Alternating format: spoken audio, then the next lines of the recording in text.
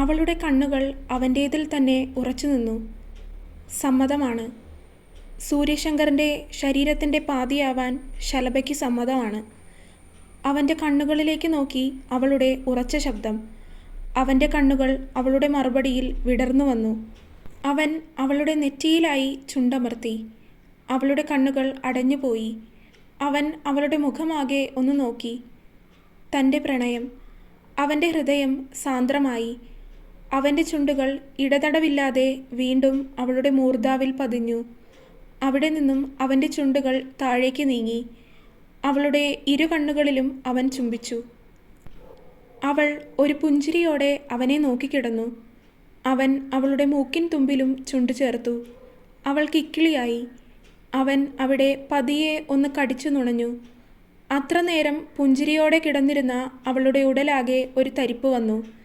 തൻ്റെ മൂക്കിൻ തുമ്പിൽ അറിയുന്ന അവൻ്റെ ഉമിനീരിൻ്റെ ചൂട് അവളെ ഒന്നാകെ കോരിത്തരിപ്പിച്ചു. അവൻ അവളിൽ നിന്ന് മുഖം നീക്കി അവളെ ഒന്ന് നോക്കി. അവൻ്റെ നോട്ടം അവളുടെ ചുണ്ടിലേക്കെത്തി നിന്നു. അവളോട് അനുവാദം ചോദിച്ചില്ല. അതിനു മുന്നേ തന്നെ അവൻ്റെ ചുണ്ടുകൾ അതിൻ്റെ ഇണയെ തേടിയെത്തിയിരുന്നു. അവളെ നോവിക്കാതെയുള്ള ചുംബനം. പക്ഷേ അതൊരു ദീർഘചുംബനമാവാൻ അധികം താമസം വേണ്ടി വന്നില്ല. ഇരുവരുടെയും ചുണ്ടിൽ മാത്രം തങ്ങി നിന്ന അനശ്വരമായ ചുംബനം. അവളുടെ കൈകൾ അവൻ്റെ നെഞ്ചിൽ വന്നമർന്നു. ചുംബനത്തിന് ദൈർഘ്യം കൂടും തോറും അവളുടെ കൈകൾ അവൻ്റെ നെഞ്ചിൽ മുറുകി. അവൻ്റെ ഷർട്ടിൽ ചുളിവുകൾ വീണു.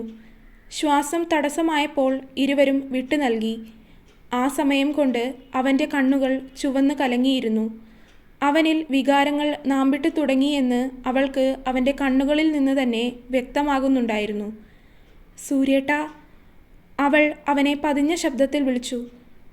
പൊന്നാ. അവൻ്റെ വശ്യമായ ശബ്ദം.